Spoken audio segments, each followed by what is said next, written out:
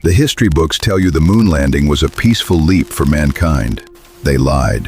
In 1959, the Pentagon drafted a classified $6 billion blueprint to turn the moon into a subterranean nuclear fortress, codenamed Project Horizon. Military engineers weren't building science rovers. They were designing vacuum-modified weapons and burying nuclear reactors in the lunar dust to launch uninterceptable thermonuclear strikes. Today, we unseal the Cold War's most dangerous redacted file.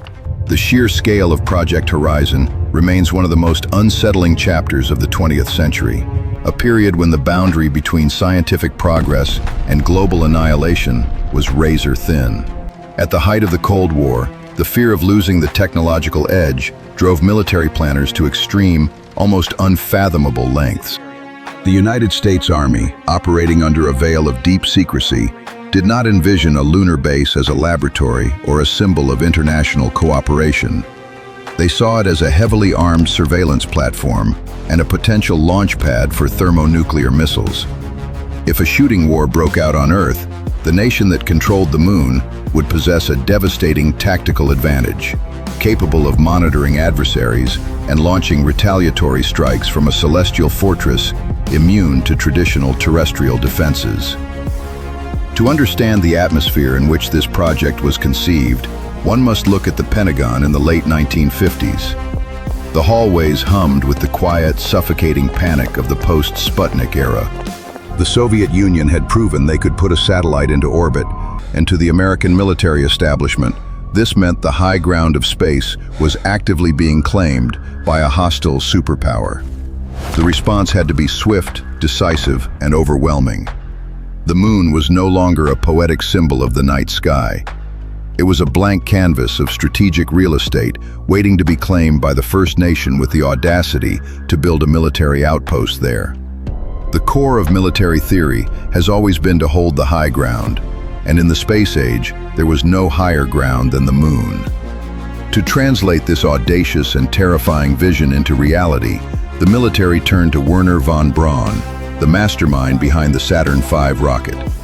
The challenges were monumental, requiring a completely new paradigm of engineering to construct a functional base on a celestial body with no atmosphere, extreme temperature fluctuations, and constant bombardment by cosmic debris. The planners did not have the luxury of theorizing. They had to solve brutal physical realities. They calculated that it would take 74 launches of Saturn-class rockets to transport the necessary materials to the lunar surface. The ambition was staggering, but so was the engineering detail behind it. The primary hurdle for any long-term lunar presence was power. Solar panels of the era were highly inefficient and completely incapable of sustaining a military outpost through the grueling 2-week-long lunar night, where temperatures plummeted to hundreds of degrees below zero. The only viable solution was nuclear energy. Engineers designed compact, self-contained nuclear reactors, engineered to survive the violent journey through the void of space. The plan called for these reactors to be landed on the lunar surface and then buried deep in the lunar regolith. This thick layer of crushed rock and dust would serve as natural insulation, shielding the base from both the deadly cosmic radiation of deep space and the potential hazards of the reactor itself. It was a design of brutal efficiency, burying the ultimate terrestrial power source in the ancient dust of another world. But the most unsettling aspect of Project Horizon was its offensive capability and the realization that soldiers would have to defend it. Standard firearms are notoriously unreliable in a vacuum. While gunpowder contains its own oxidizer and can technically ignite in space, the extreme temperatures and lack of atmospheric pressure create catastrophic mechanical failures. Traditional lubricants instantly evaporate or freeze, welding moving parts together, and the heat generated by firing a weapon cannot dissipate through air, risking a catastrophic cook-off of ammunition. To overcome these hurdles, military engineers began designing entirely new weapons systems. They developed claymore mines modified to detonate in a vacuum, propelling lethal fragments across vast distances without the resistance of air. Because there was no atmospheric drag, shrapnel from these mines would travel for miles at hypersonic speeds, making them devastatingly effective. There were also designs for handheld recoilless rifles and kinetic energy weapons designed specifically for low-gravity combat, where the recoil of a standard rifle could send a soldier spinning uncontrollably into the void. The soldiers stationed there were not astronauts. They were a new breed of combatant, trained to fight and survive in an environment inherently hostile to human life. The human cost of this preparation was perhaps the darkest secret of all. The logistics outlined in the declassified documents are staggeringly precise, detailing a construction crew of 9 soldiers landing on the moon in 1965, followed quickly by an operational garrison of 12 in 1966. These 12 men would be buried alive in pressurized metal cylinders, dropped into deep trenches, and covered by a thick, suffocating layer of lunar soil. They would survive on recycled air and recycled water, isolated by 250,000 miles of empty space. Operating in 1/6 gravity, wearing bulky, primitive spacesuits that severely restricted movement and vision, they would have to operate heavy machinery to excavate the lunar soil. The margin for error was non-existent. A single microscopic tear in a suit, a slight malfunction in a life support regulator, or a sudden solar flare would mean a rapid, agonizing end. This was a hostile frontier, where the environment itself was as deadly as any enemy combatant, and where rescue was days, if not weeks away.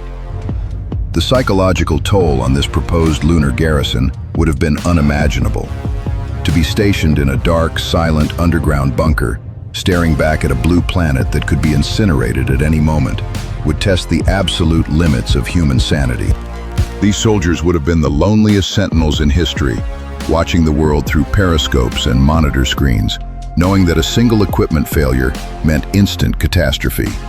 The isolation was existential, a profound disconnect from the only home humanity had ever known. And if war came, it would be a silent tomb. Without air, there would be no sound. A firefight would be a terrifying, silent ballet of light, shadow, and kinetic energy. The impact of a projectile would not produce a loud report, only the sudden, violent decompression of a pressurized habitat or a spacesuit. The debris from a destroyed vehicle or structure would drift endlessly in the low gravity, a permanent hazard to both sides. It was a vision of warfare stripped of all human warmth, reduced to cold mechanical calculations in the absolute dark of the lunar night. There would be no battle cries, no screams of the wounded, just the hiss of escaping oxygen and the quiet final freeze of the void. Why then did Project Horizon never materialize? Officially, the project was deemed too expensive, logistically impractical, and strategically redundant, leading to its cancellation by President Dwight D. Eisenhower, who favored a civilian-led approach to space exploration through the newly formed NASA. The signing of the Outer Space Treaty in 1967 further solidified this shift, legally banning the placement of nuclear weapons in orbit or on celestial bodies. The world breathed a collective sigh of relief, believing that the cosmos had been saved from the fires of terrestrial conflict, and that the moon would remain a peaceful sanctuary. But in the world of high-stakes intelligence, official narratives are rarely the whole story. Some historians and military analysts suggest that while Project Horizon was publicly discarded, the concepts and technologies developed under its umbrella did not simply vanish. The rapid advancement of classified military space programs in the decades that followed raises intriguing questions. Did the research into vacuum-resistant weaponry, compact space reactors, and lunar survival systems truly stop? Or did it merely migrate into the deepest, most secure corridors of the black budget, waiting for the technology to catch up with the ambition? The transition from the military Project Horizon to the civilian Apollo program was not as clean as history books often suggest. Many of the same engineers, managers, and facilities were simply reassigned. The massive Saturn rockets, originally envisioned as delivery vehicles for lunar construction materials and nuclear payloads, became the chariots of peaceful exploration. Yet the dual-use nature of this technology remained. Every launch, every orbit, and every lunar landing demonstrated a capability that could, in a moment of crisis, be adapted for strategic utility. The line between civilian exploration and military capability has always been incredibly thin. During the late 1960s and 1970s, as the public celebrated the triumph of the Apollo missions, The shadow of military utility never fully dissipated. The data gathered about the lunar surface, the composition of the soil, the gravity anomalies, and the radiation levels was of immense value to both scientific and strategic planners. The moon remained a crucial piece on the global chessboard, even if the pieces were temporarily held in check by international treaties and public expectations. The knowledge acquired was quiet, stored away in vaults, ready to be utilized when the geopolitical winds shifted once again. As the decades passed and the Cold War drew to a close, the files of Project Horizon were eventually declassified, revealing to the public the breathtaking scale of what had been planned. For many, the documents were a shocking revelation of how close the world had come to extending its conflicts into the heavens. The detailed blueprints of lunar bases, nuclear reactor installations, and vacuum-optimized weapons served as a stark reminder of the lengths to which nations would go in the pursuit of security and dominance. It showed that the peaceful facade of the space race was, in many ways, a fragile shield against a much darker reality. Today, we find ourselves at the dawn of a new space age. With nations once again racing to establish permanent bases on the moon, the echoes of Project Horizon are growing louder. The talk of lunar resources, strategic high ground, and space-based defense networks feels eerily familiar to those who have studied the declassified files of 1959.